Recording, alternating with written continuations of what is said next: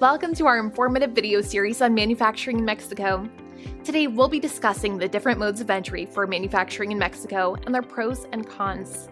If you are considering manufacturing in Mexico, this video will guide you through the various options available.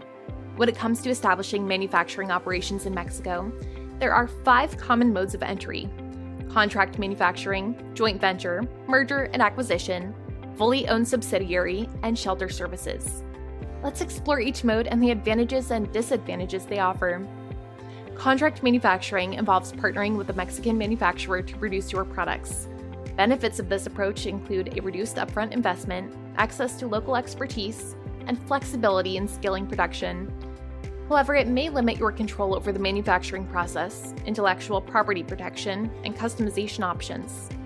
A joint venture entails collaborating with a Mexican company to establish a new manufacturing entity.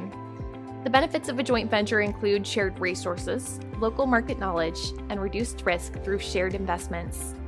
However, it requires careful negotiation, alignment of goals, and potential cultural differences that may impact decision-making. Merger and acquisition involve acquiring an existing Mexican manufacturing company or merging with one. The advantages include gaining an established customer base, infrastructure, and distribution channels.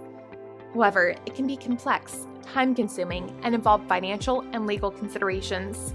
Establishing a fully owned subsidiary means setting up your own manufacturing entity in Mexico.